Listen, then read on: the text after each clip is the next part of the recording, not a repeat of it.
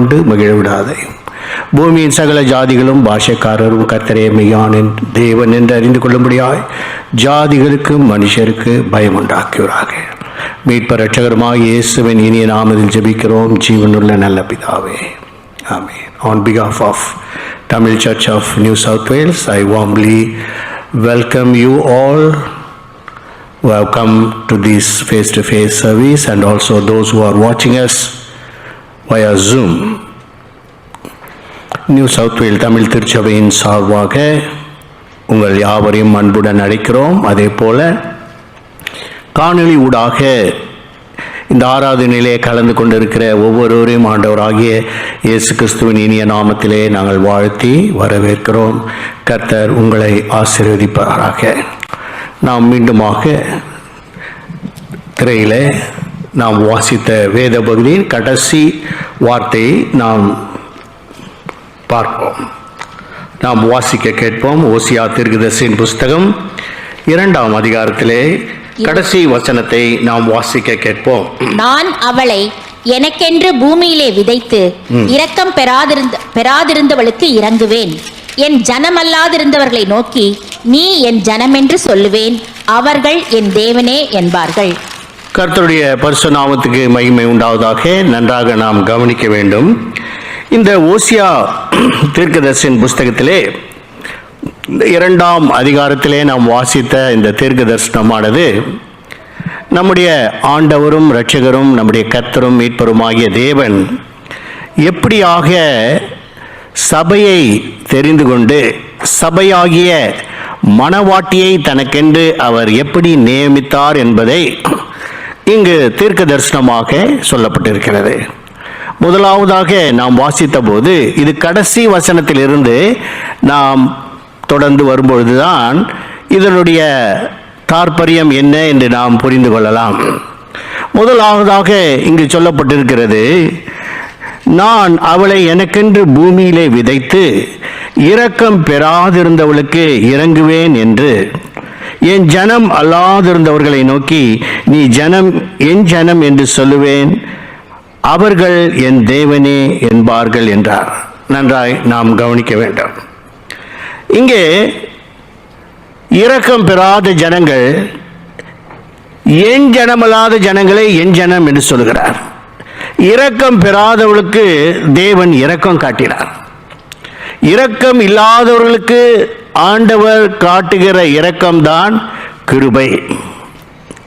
ஆக நாம் எல்லாரும் எப்படியா இருந்தோம் ஒரு காலத்தில் நாம் நம்மை ஆராய்ந்து பார்க்கும் பொழுது, ஒருவேளை நம்முடைய முற்பிதாக்கள் தேவனை அறியாதவர்களாயிருந்தார்கள், இருந்திருக்கலாம். ஒரு சிலர் ஜென்ம ஜென்மமாக பூர்வ காலமாக ஆண்டவராகிய இயேசுவை ஏற்றுக்கொள்ளலாம் கொண்டிருந்திருப்பார்கள். ஆனாலும் முற்காலத்திலே என்று சொல்லப்பட்டிருக்கும் போது நாம் வாசிக்கிறோம். எபேசியரின் புஸ்தகம் எபேசியர் 2ஆம் அதிகாரத்திலே 4ஆம் வசனம் என்ன 3-4 வசனத்தை வாசிக்கும் பொழுது எபேசியர் 2:3-4 அவர்களுக்குள்ளே நாம் எல்லோரும் முற்காலத்திலே நமது மாம்ச இச்சையின்படியே நடந்து நமது மாம்சமும் மனசும் விரும்பினவைகளை செய்து சுபாவத்தினாலே மற்றவர்களைப் போல கோபாக்கினையின் பிள்ளைகளாய் இருந்தோம். நாம் முற்காலத்திலே வேதம் சொல்லுகிறது, முற்காலத்திலே நாம் நம்முடைய மனசும் நம்முடைய மாம்சமும் விரும்பினதை நாம் என்னென்ன இச்சித்ததோ என்ன ஆசைப்பட்டோமோ இதெல்லாம் செய்து தேவனுக்கு கோபாக்கினையின் பிள்ளைகளாக இருந்தோம். அப்போ ஆண்டவருடைய கோபம் ஒரு காலத்தில் நம்ம மேல் இருந்தது, நம்முடைய முற்பிதாக்கள் மேலே இருந்திருக்கலாம்.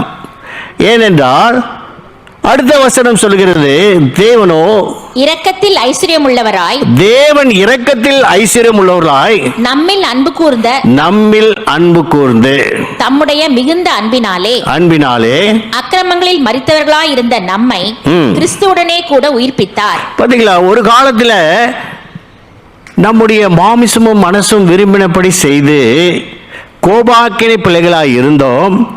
தேவனோ இரக்கத்தில் ஐஸ்வர்யங்களாய் இருந்து நாம் பாவத்திலே மரித்தவர்களாய் இருந்த நம்மை அவர் உயிர்ப்பித்தார். ஆகதான் இங்கே சொல்லப்பட்டிருக்கு, இரக்கம் பெறாதிருந்தவளுக்கு தேவன் இறங்கினார் என்று சொல்லப்பட்டிருக்கு. அப்ப இந்த இரக்கத்தினாலே தான் நம்ம எல்லாருமே ஆண்டவர் நம்ம எல்லாம் மீட்டு கொண்டார். நம்முடைய பிதாவாகிய ஆபிரகாமை நாம் பார்க்கும்போது அவருடைய தகப்பனாகிய தேராகு முற்காலத்திலே அவர்கள் எங்கிருந்தார்களாம்? மெசபொட்டாமியா என்ற தேசத்திலே குடியிருந்தவர்கள். அவர்கள் விக்கிரக ஆராதனை செய்திருந்த ஜனங்கள். அப்படிப்பட்ட ஜனத்திலிருந்து ஆண்டவர் ஆபிரகாமை தேர்ந்தெடுத்தார்.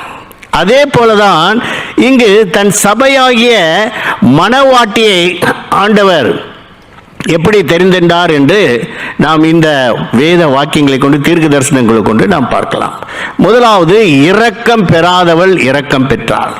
நாமெல்லாம் இரக்கம் பெறாத கோபாக்கினின் பிள்ளைகளாக இருந்தோம். எபேசியர் 2ஆம் அதிகாரத்திலே 12ஆம் வசனத்திலிருந்து வாசிக்கும் போது அங்கு தெளிவாக பவுல் எழுதுகிறார். வாசிப்போம். எபேசியர் 2:12. அக்காலத்திலே கிறிஸ்துவை சேராதவர்கள். பாருங்க, அக்காலத்திலே கிறிஸ்துவை சேராதவர்கள் அப்படின்னா என்ன? We are not Christians. Once upon a time we do not belong to Christ. கிறிஸ்துவை சேராதவர்கள். இப்போதான் நம்ம எல்லாம் என்ன பண்ணிட்டோம்? கிறிஸ்துவை சேர்ந்து விட்டோம். அப்ப கிறிஸ்தவர்கள் என்ற பெயர் நமக்கு வந்துடுச்சு. அப்ப கிறிஸ்துவை சேராதவர்களும் இஸ்ரவேலுடைய காணியாட்சிக்கு புறம்பானவர்களும் வாக்குத்தத்தத்தின் உடன்படிக்கைகளுக்கு அந்நியரும். ஆண்டவர் பண்ண வாக்குத்தத்தத்தின் உடன்படிக்கைக்கு நாம் அந்நியர்கள். We are strangers. We are aliens.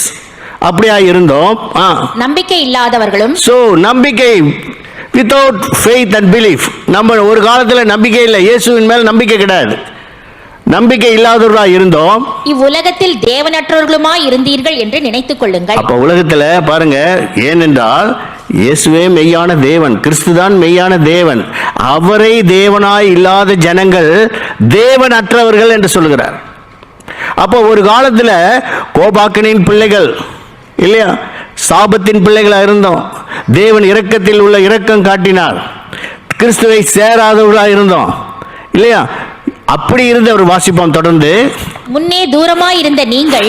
தூரமாய் இருந்தோம், ஆண்டவரை தெரியாதவர்களாக இருந்தோம், அறியாதவர்களாக இருந்தோம். நம்முடைய பிதாக்கள் தேவனை அறியாதவர்களாக இருந்தாங்க. அதனால தான் இன்னைக்கு எல்லாம் சாட்சி சொல்லும் போது பார்ப்போம், எல்லாம் சாட்சி. இந்தியா தேசத்தில் பார்த்தீங்களா, சபைகளில் சாட்சியின் நேரம் இருக்கு. அந்த சாட்சி நேரத்தில் என்ன சாட்சி சொல்லுவாங்க தெரியுமா? நாங்கள் இந்துக்களாக இருந்தோம், நாங்கள் இஸ்லாமியர்களாக இருந்தோம், நாங்கள் புத்த மார்க்கத்தில் இருந்தோம், நாங்கள் தேவனை அறியாதவர்களாக இருந்தோம், ஆனால் ஆண்டவரை நாங்கள் அறிந்து கொண்டோம். இப்பொழுது நாங்கள் இயேசுவினுடைய பிள்ளைகளாய் மாறிட்டோம் இல்லையா? அப்ப நம்மில் கூட அநேகர் ஒரு காலத்தில் அப்படிதான் இருந்தோம். அப்படி இரக்கம் பெறாதவர்கள் இரக்கம் பெற்றோம். ஆகதான் ரோமர் 9ஆம் அதிகாரம் 15ஆம் வசனத்தை நாம் வாசிக்கும் போது ரோமர் 9:15 என்ன சொல்கிறது? அவர் மோசேயை நோக்கி, எவன் மேல் இரக்கமாயிருக்க சித்தமாயிருப்பேனோ அவன் மேல் இரக்கமாயிருப்பேன், எவன் மேல் உருக்கமாயிருக்க சித்தமாயிருப்பேனோ அவன் மேல் உருக்கமாயிருப்பேன் என்றார். ஆகையால் விரும்புகிறவனாலும் அல்ல, ஓடுகிறவனாலும் அல்ல, இறங்குகிற தேவனாலே ஆகும் என்று சொல்லப்பட்டு. அப்ப ஆண்டவர் பாருங்க, எல்லாரும் மேலும் இறக்கல. உலகத்தில் எத்தனையோ பேர் இருக்கிறாங்க, எத்தனையோ பேர் சில நல்லவர்களாக இருக்கிறாங்க. அவங்களெல்லாம் விட்டுட்டு நம்ம தெரிஞ்சிட்டார் இல்லையா? நம்மளை விட நல்லவங்க இருக்கிறாங்க இல்லையா? ஆனால் நம்ம ஒரு காலத்தில் எப்படிலாம் இருந்தோம், நம்முடைய முற்கால வாழ்க்கைகளை நாம் யோசித்து பார்ப்போமே. ஆனால் நாம் எப்படிப்பட்ட வாழ்க்கை, கோபத்தின் நரகத்தின் பிள்ளைகளாக இருந்திருப்போம், கோபாக்கினின் பிள்ளைகளாக இருந்திருப்போம். ஆனால் தேவன் இறங்கினார். அதனால தான் மோசையிட்ட சொல்றார், நான் யார் மேல இறக்க வைக்கிறேனோ அவன் மேல் இரக்கமாக இருப்பேன், எவன் மேல் உருக்கமாக இருக்க சித்தமாக இருப்பேனோ அவன் மேல் உருக்கமாக இருப்பேன். ஆக விரும்புகிறவனாலும் அல்ல, ஓடுகிறாள். அதனால தான் நிறைய பேர் சொல்லுவாங்க, கிறிஸ்தவ மார்க்கத்தில் மதம் மாற்றாங்க. மதம் மாற்றவே முடியாது இல்லையா? No one can compel anybody to change his religion, to change the God. கடவுளை மாற்ற முடியாது. சாப்பாடே மாற்ற மாட்டான். இட்லி சாப்பிடணும், தோசை சாப்பிட மாட்டான். புட்டு சாப்பிடணும், தோசை பிடிக்காது இல்லையா? இடியாப்பம் சாப்பிட்றவங்களுக்கு இட்லி பிடிக்காது. அப்ப இது சாப்பாடு விஷயத்திலே நம்ம எப்படி இருக்கோம், கடவுள் தேவ விஷயத்தில் எப்படி மாற முடியும் இல்லையா? அப்ப தேவன் இறங்கினார். ஆகதான் இங்கு சொல்லப்பட்டிருக்கு, இரக்கம் பெறாதிருந்தவளுக்கு இறங்கினேன். ஒரு காலத்தில் இந்த சபை ஆகிய சரீரம், நாம் எல்லாம் தான் சபை, தேவனுடைய சபை என்று சொல்லும்போது every individual is a part of church. தேவனுடைய சரீரத்தின் அங்கங்களாக இருக்கிறோம். ஆக நம்மை அவர் இரக்கம் காட்டினார். அடுத்ததாக சொல்லப்பட்டிருக்கு, என் ஜனமல்லாதவர்களை நோக்கி என் ஜனம் என்று சொல்லுகிறார். அப்ப என் ஜனமல்லாதவர்கள், அப்ப ஆண்டவருடைய ஜனம்னா யாரு? தேவ ஜனம் என்றால் யார்? இங்கே அதனால தான் சொல்றாரு என் ஜனமல்லாதவர்கள். வேதத்தில் வாசிக்கும் பொழுது யோவான் 1 அதிகாரம் 10-11 வசனங்களை வாசிப்போம். யோவான் 1:10-11. அவர் உலகத்தில் இருந்தார், உலகம் அவர் மூலமாய் உண்டாயிற்று, உலகமோ அவரை அறியவில்லை. அவர் தமக்கு சொந்தமானதில் வந்தார், அவருக்கு சொந்தமானவர்களோ அவரை ஏற்றுக்கொள்ளவில்லை. சொந்தமானதிலே வந்தார். என்ன சொந்தமானதில் வந்தார்னா எதுல வந்தார்? அவர் யூத கோத்திரத்து ராஜசிங்கமாக யூத குலத்திலிருந்து வந்தார். ஆனால் யூதர்கள் அவரை ஏற்றுக்கொள்ளவில்லை, இல்லையா? அப்போ யூதர்கள் அவர்களை ஏற்றுக்கொள்ளாததுனாலே ரட்சிப்பு யாருக்கு வந்தது? புற ஜாதியாராகிய நமக்கு வந்துருச்சு. அதனால தான் என் ஜனம் அல்லாதவர்களை நோக்கி என் ஜனம். இப்போ நம்மளெல்லாம் என்னன்னு சொல்றாரு? நம்மளெல்லாம் தேவ ஜனங்களாக்கிட்டோம். யூதர்கள் இன்னும் என்ன செய்யல? மெய் தேவனை அறிந்து கொள்ளவில்லை.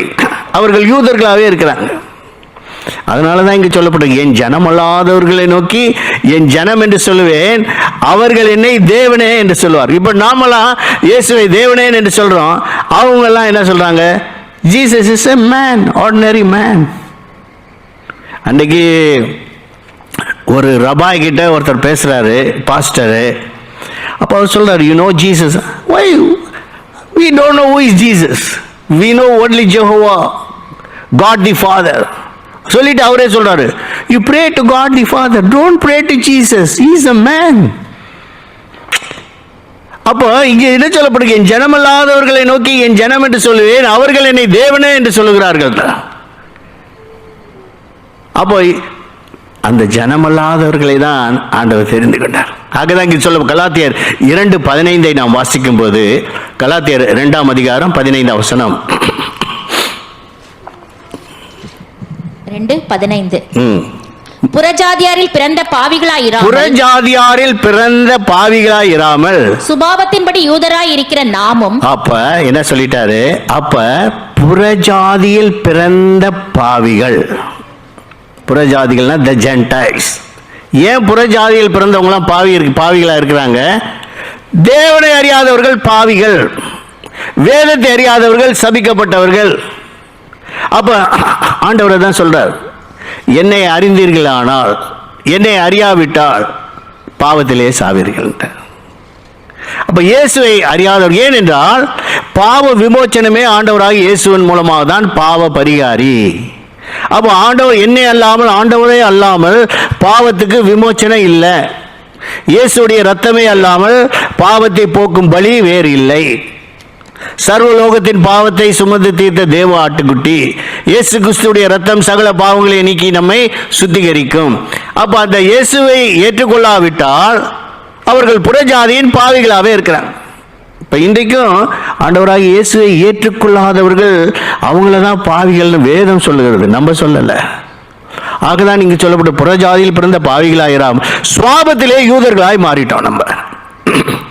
ரோமர் 2 அதிகாரம் 28 வசனத்தை வாசிக்கும் போது அங்கு பவுல் எழுதுகிறார் ரோமருக்கு, உள்ளத்திலே யூதனானவனே யூதன்.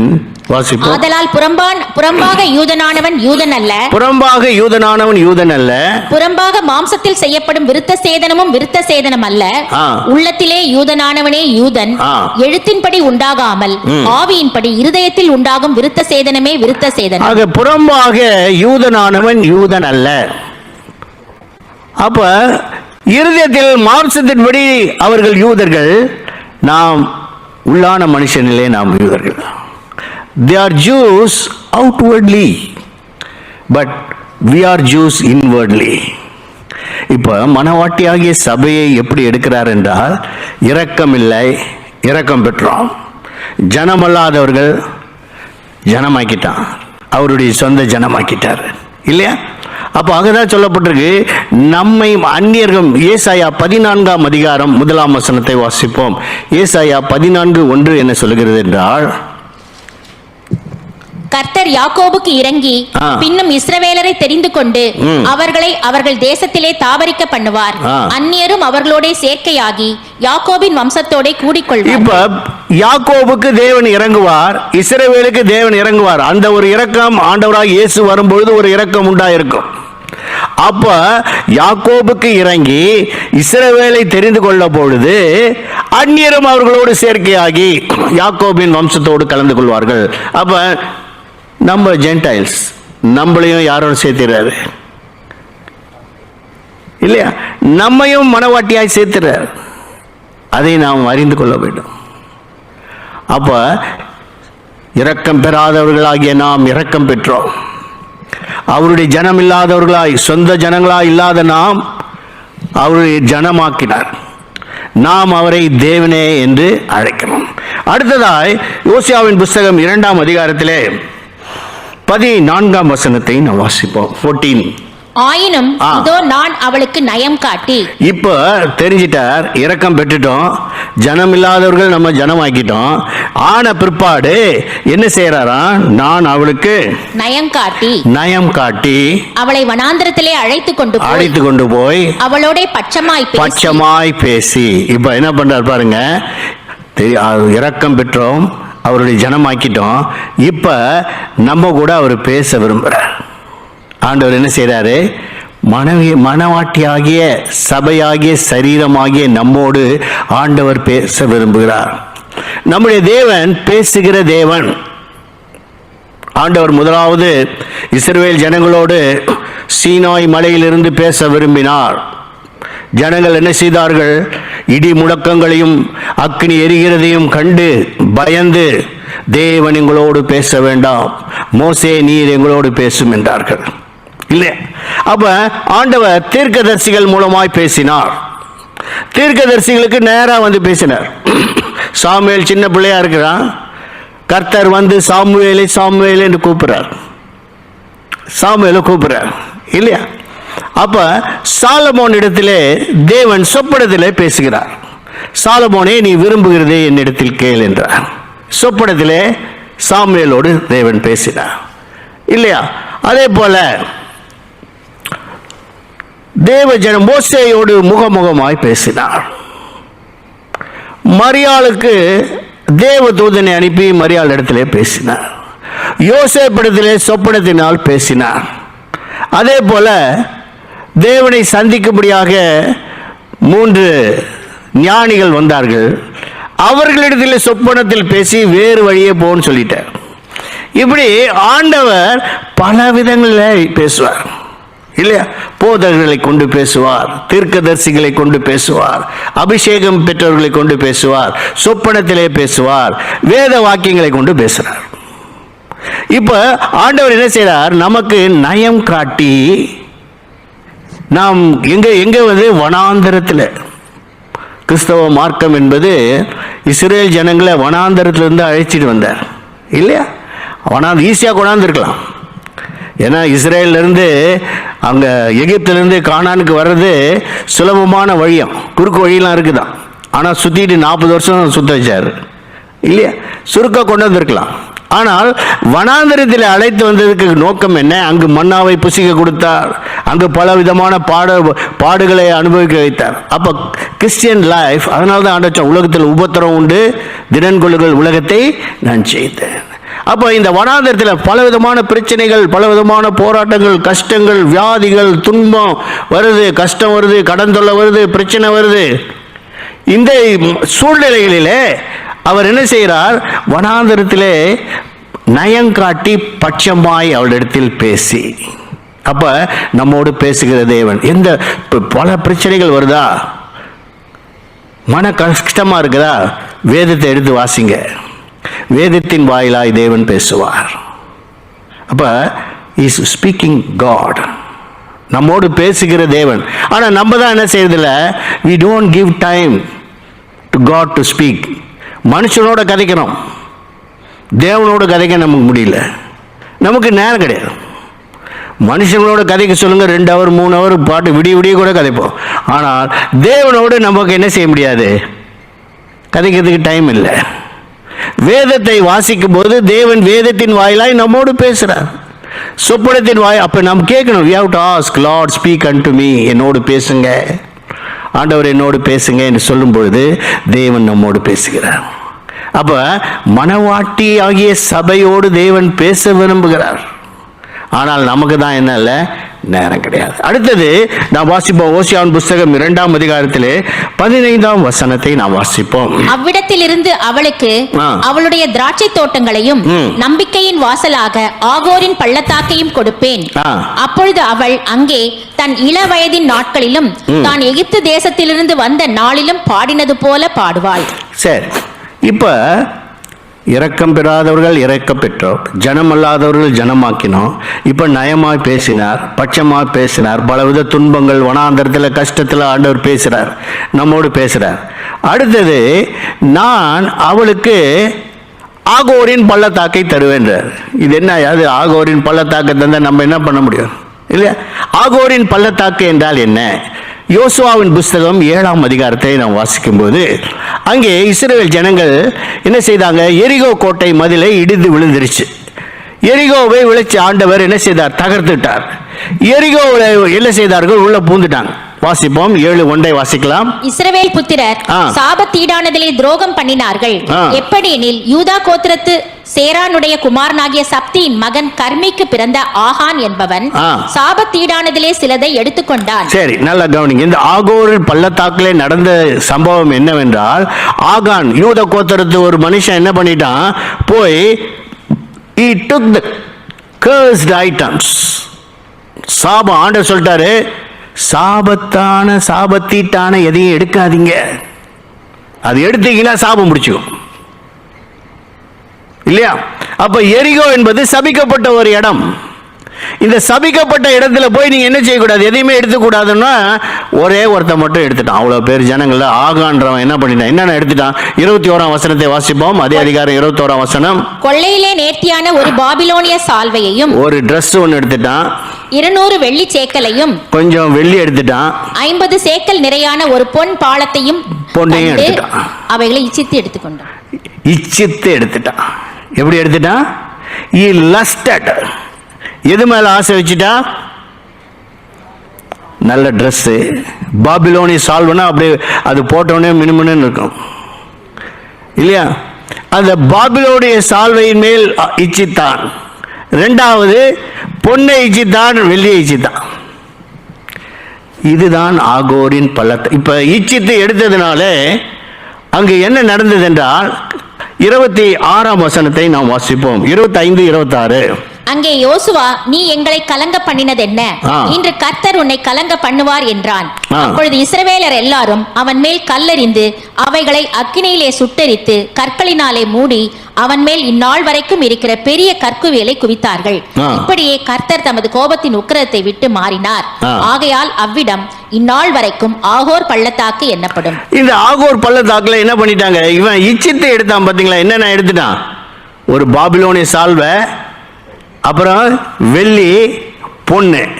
உடனே தேவ கோபம் வந்த உடனே ஆண்டவர் என்ன சொல்லிட்டாரு, இவனை கல்லெறிஞ்சு கொன்னுட்டு அவனோடு கூட அந்த வெள்ளி, பொண்ணு, பாபிலோன சால்வை எல்லாத்தையும் அக்னியில் சுட்டெரிச்சு கல் வச்சு மூடிட்டாங்க. அந்த இடத்துக்கு தான் ஆகோருடைய பள்ளத்தாக்கு.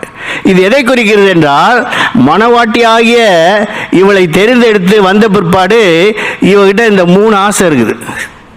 மண் ஆசை, பெண் ஆசை, பொன்னாசை. இந்த 3 ஆசையும் விட்டுருன்றது. அதை என்ன பண்ணிடு, நீ அக்னியினால் சுட்டெரிக்க கடவாய். அப்ப the lust of the eyes, the lust of the flesh and pride, இதையெல்லாம் என்ன பண்ணிடு, you eradicate from you. அதை என்ன செய்யுது, எரிச்சு போட்டுரு ஆசை. ஆகதான் பிரசங்கி சொல்லுகிறான். பிரசங்கி 2ஆம் அதிகாரம் 20ஆம் வசனத்தில் வாசிப்போம். பிரசங்கி 2:20. சீக்கிரமாக வாசிங்க, நேரம் கடந்து போகுது. 2:20 பிரசங்கியின் புஸ்தகம் 2ஆம் அதிகாரம் 20ஆம் வசனம். ஆகையால் சூரியனுக்கு கீழே நான் பட்ட எல்லா பிரயாசத்தின் மேலும் உள்ள ஆசையை விட்டுவிட வகை பார்த்தேன். பாத்தீங்களா, ஆசையை விட்டுவிட வகை பார்த்தேன். அப்ப அந்த ஆசையை விட்டுறதுதான் புத்த மார்க்கமும் தான் சொல்லுது, ஆசையை அடைக்கினால் துன்பமின்றி வாழலாம், சிம்பிளா சொல்லிட்டு போயிட்டார். ஆனா இங்க ஆசை, அதனால்தான் ஆண்டவர் சொன்னார், ஒருவன் தன்னைத்தான் வெறுத்து சிலுவையை எடுத்துக்கொள்ளாவிட்டால் எனக்கு பாத்திரவான இல்லை, இல்லையா? தன் ஜீவனை வெறுக்காவிட்டால் அவன் எனக்கு பாத்திரவான. அப்ப என்னன்னாக்கா ஆல் த லஸ்ட், அதை என்ன பண்ணுங்க, சுட்டு ஆசை இருக்குதான். எல்லா மனுஷனுக்கும் ஆசை இல்லாத மனுஷன் இல்லையே, ஒரு பாவம் செய்யாமல் நன்மை செய்ய நீதிமான் இல்லையே. ஆனால் இந்த ஆசைகளை சுட்டெரிக்கிறது தான் மனவாட்டிக்கு அவர் செய்யறதான காரியம். அப்ப இந்த மனவாட்டிக்கு அவளுக்கு என்ன செய்வாள், ஆகோரின் பள்ளத்தாக்கை கொடுப்பேன். அப்ப அந்த லஸ்ட் போயிடுது, the lust of the eyes போயிடுது, the lust of the flesh போயிடுது, த ப்ரைடு போயிடுது. போயிட்ட உடனே ஷி பிகம் சோபர், அவ என்ன ஆயிடுறா, ஒரு நல்லவளா மாறிடுறா. அப்ப மாறின உடனே அவ என்ன செய்யறா பாருங்க, அடுத்த வசனம். அப்பொழுது அவள் அங்கே தன் இளவயதின் நாட்களிலும் தான் எகிப்து தேசத்திலிருந்து வந்த நாளிலும் பாடினது போல் பாடுவாள். என்னத்தை பாடினா அவ? எகிப்து தேசத்துல என்ன பாடினார்கள் அவர்கள்? என்ன பாட்டு பாடினாங்க? வாசிங்க, யாத்திராகமம் 15ஆம் அதிகாரத்திலே 11ஆம் வசனத்தை வாசிப்போம். யாத்திராகமம் 15:11. கர்த்தாவே, தேவர்களில் உமக்கு ஒப்பானவர் யார்? பரிசுத்தத்தில் மகத்துவம் உள்ளவரும் துதிகளில் பயப்படத்தக்கவரும் அற்புதங்களை செய்கிறவருமாகிய உமக்கு ஒப்பானவர் யார்? பாத்தீங்களா? அப்ப பாட்டு என்ன பாட்டு பாடுறா? ஆண்டவரே, உமக்கு ஒப்பான தேவன் யாருமே இல்லை. ஏனென்றால் வேற எல்லாத்து மேல ஆசை போயிடுச்சு. மண் ஆசை போயிடுச்சு, பெண் ஆசை போயிடுச்சு, வெள்ளி மேலிருந்த ஆசை, பொன்னின் மேலிருந்த ஆசை, பாபிலோன சால்வையும் போயிடுச்சு. எல்லாம் போனவுடனே என்ன ஆயிடுச்சு, ஆகோரின் பள்ளத்தாக்க கொடுத்துட்டாரா? கொடுத்த உடனே என்ன பாட்டு பாடுறா? கர்த்தாவே, தேவர்களில் உமக்கு ஒப்பானவர் யார்? உண்மை இல்லாமல் எனக்கு வேற விருப்பம் இல்லைன்னு பாட்டு பாடுறா. அடுத்ததா என்ன சொல்றா? வாசிப்போம், அடுத்த வசனம். அக்காலத்திலே நீ என்னை இனி பாகாலி என்று சொல்லாமல் ஈஷி என்று சொல்லுவாய். இது பாகாலி என்று சொல்ல மாட்ட, ஈசி என்று சொல்லுவாய். இப்படின்னா அதனுடைய எபிரேய மொழியில அப்படியே எழுதப்பட்டிருக்கு. இது மொழிபெயர்க்கப்படவில்லை. ஆங்கிலத்திலே இது மொழிபெயர்த்து விட்டார்கள். ஆங்கிலத்திலே வாசிப்போம். மைக்ல வாசிங்க. Mic. Hosea 2:16. In that day declares the Lord, you will call me my husband, you will no longer call me my master. இப்போ என்ன கூப்பிட்டா? You will call me my husband. My husband. Easy என்றால் என்ன அர்த்தம்? என் புருஷனே, you are my husband. பாகாலி என்றால் master. அப்ப இவ்வளவு காலம் பாருங்க, ஆண்டவரை பயந்து என்ன பண்ணுவாங்க? தெய்வமே, பரலோகத்தில் இருக்கிற எங்கள் தேவனே, ஆண்டவரே, இல்லையா? தேவன் பெரியவர், ஆண்டவர் பெரியவர் அப்படின்னு. இப்போ இந்தியாவில் ஒரு அம்மா இருந்தாங்க, நல்ல பாடல்லே ஃபேமஸ் ஆனாங்க, நல்ல பரிசுத்தமானவங்க, கல்யாணம் பண்ணிக்கல. அப்போ ஒருத்தர் போய் கேட்டாங்க, அம்மா, நீங்கள் ரொம்ப அழகாக இருக்கீங்க, கிறிஸ்தவ ஊழியத்தில், நானும் ஒரு போதகர் தான், உங்களை மேரேஜ் பண்ணிக்கலான்னு. அவங்க சொல்லிட்டாங்க, எனக்கு கல்யாணம் ஆயிடுச்சிங்கன்ட்டாங்க. திடீர்னு கல்யாணம், ரகசிய திருமணம் பண்ணிட்டாங்களான்னு. யாருங்க மாப்பிள்ளான்னு? இயேசுவை கல்யாணம் பண்ணிட்டேன்ட்டாங்க. யாரை கல்யாணம் பண்ணிட்டேன்? இயேசுவோட கல்யாணம் நடந்துருச்சுன்னு. இவங்க போனவங்களாம் பயந்து திரும்பி ஓடியான்ட்டாங்க. இன்னும் இயேசுவே கல்யாணம் பண்ணிட்டாங்க. ஏனால் வேதம் அப்படிதான் சொல்லுது. ஏனென்றால் அவர் மணவாளன், சபையாகிய நாம் மணவாட்டி, இல்லையா? அப்ப he is the bridegroom, we are the bride. அதுதான் இங்க சொல்லப்பட்டு, இனி நீ you don't call me master, you will call me as husband. ஏனென்றால் அதனால் அப்படின்னு சொன்ன உடனே அடுத்த வசனம் சொல்லுகிறது, வாசிப்போம். பாகால்களுடைய நாமங்களை அவள் வாயிலிருந்து அற்றுப்போக பண்ணுவேன். பாத்தீங்களா? you no more call other gods. பாகாலுடைய நாமங்கள் என்ன செய்வேன்? வாயிலிருந்து அற்றுப்போக பண்ணுவேன். இப்போ இந்துக்களா இருந்த சமயத்தில் கீழே கால் தடுக்கணும்னு அந்த சாமி பேர் சொல்லுவாங்க, இல்லையா? சில பேர் சொல்லுவாங்க, நான் சவனேன்னு உட்கார்ந்து இருந்தேன்னு. புரியுதா? அப்ப யார் பேர் சொல்லி உட்கார்ந்து இருக்கிறாங்க? அப்ப இந்த நாமங்களை இப்ப என்ன பண்ணிட்டாரு? இப்ப நாங்க இயேசுவே என்று சொல்லி உட்கார்ந்துட்டு இருக்கோம். கர்த்தா ஒரு கால் அடிப்பட்டா கூட ஜீசஸ் என்றோம், இல்லையா? அப்ப பாகாலுடைய நாமங்களை வாயிலிருந்து அற்றுப்போக போடுவேன். அந்த வாயிலிருந்து அந்த பேர் இனிமேல் வராது. அப்ப நாவை சுத்திகரிக்கிறார், வாயை சுத்திகரிக்கிறார், உதடை சுத்திகரிக்கிறார். இனி அந்த வேறு தேவனுடைய நாமங்களை நாம் என்ன செய்யறதில்லை, சொல்ல போவதில்லை. ஆகதான் இங்க அங்கு சொல்லப்பட்டிருக்கு. அடுத்ததாக சொல்லப்பட்டிருக்கு, வாசிப்போம். இனி அவைகளின் பெயரை சொல்லி அவைகளை நினைக்கிற நினைப்பும் இல்லாமற் போகும். அடுத்த வசனம். காலத்திலே நான் அவர்களுக்காக காட்டு மிருகங்களோடும் ஆகாயத்து பறவைகளோடும் பூமியில் ஊறும் பிராணிகளோடும் ஒரு உடன்படிக்கை பண்ணி, உடன்படிக்கை, I will make a covenant. எப்போ உடன்படிக்கை பண்றாரு? எப்போ உடன்படிக்கை பண்றாரு? வேற தேவர்களுடைய பேரே வாயில் இருக்கக்கூடாது. இப்போ பாருங்க, நிறைய பேருக்கு பிரச்சனை, நிறைய பேருக்கு சாபம் இருக்கு. காரணம் என்னன்னா, குழந்தைங்க பிறந்த உடனே போய் அந்நிய தேவர்களுக்கு என்ன பண்ணிடுவாங்க, உடன்படிக்கை பண்ணிடுவாங்க. சாமி, என் பையனை உனக்காக வளர்த்துனேன், இந்த குழந்தை உனக்காக. அப்போ அந்த சாபம் தொடர்ந்து கொண்டே இருக்கும், அது விடாது. அதனால தான் பார்த்தீங்கன்னா நிறைய பேருக்கு பிரச்சனை வரும். நமக்கே தெரியாமல் நம்ம தாத்தா பாட்டிக்கு பண்ணிடுங்க.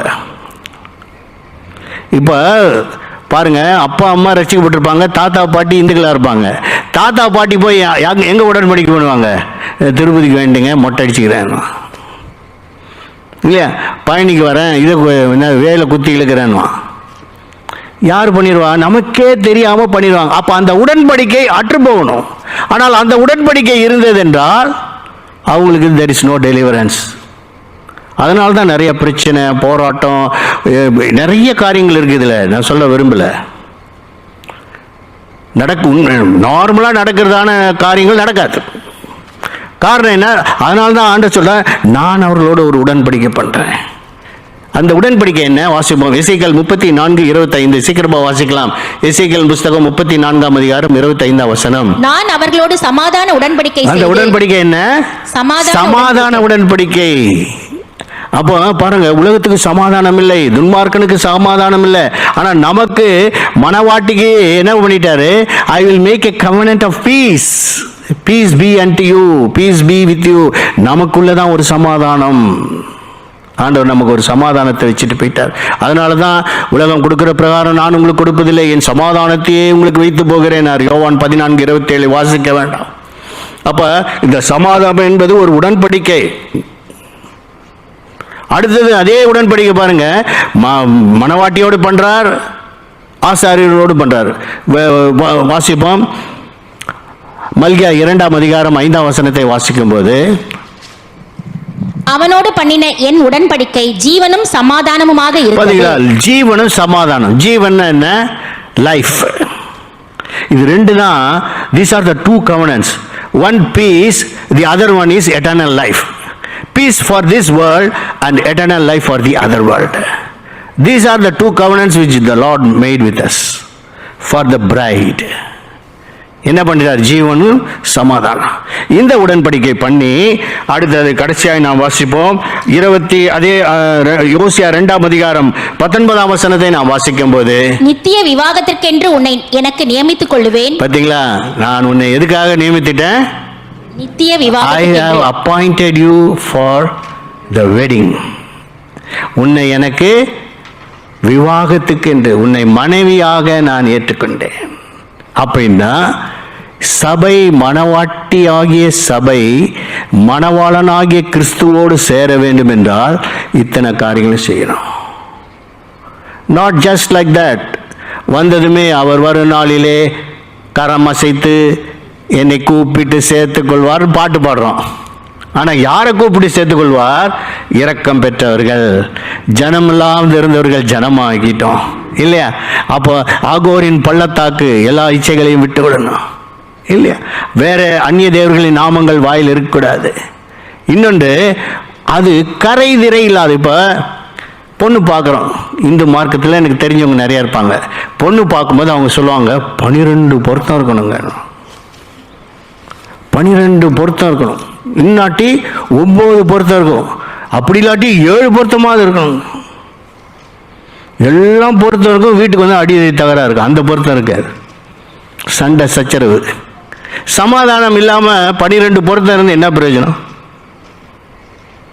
இல்லையா? வித்தவுட் பீஸ் மீதி எல்லாம் இப்போ 12 பொருத்தம் இருக்குது, ஆனால் வீட்டில் என்ன இல்லை, சமாதானமே இல்லைங்க. அவர் கொடுக்குற பொருத்தமே என்ன தெரியுமா? மனவாட்டிக்கு கொடுக்குற பொருத்தமே சமாதானம். நம்ம வாழ்க்கையில் சமாதானமே போயிடலாம் இல்லையா? அதுதான், அதனால தான் ஆண்டவர் சொல்றார், நித்திய விவாகத்துக்கு என்று உன்னை நியமித்துக் கொள்வேன்.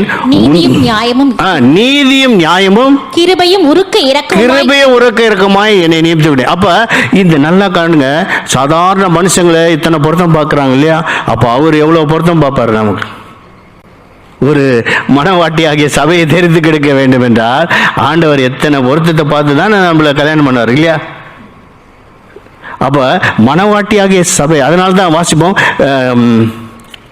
எபேசியர் 5ஆம் அதிகாரம் 25-26 வசனங்களை வாசிப்போம். சீக்கிரம் வாசிக்கலாம். எபேசியர் 5:25-26. கரை திரை முதலானவைகள் ஒன்றும் இல்லாமல். எப்படி இருக்கக்கூடாது? கரை இருக்கக்கூடாது, திரை இருக்கக்கூடாது. திரைனா மறைவு இருக்கக்கூடாது, ஒளிவு மறைவு. கணவன் மனைவிக்குள்ள என்ன இருக்கக்கூடாது? கரையும் இருக்கக்கூடாது, திரையும் இருக்கக்கூடாது. திரைனா திரைக்கு பின்னாடி மறைவா பேசுறது. திரை இருக்கக்கூடாது. வாசிங்க.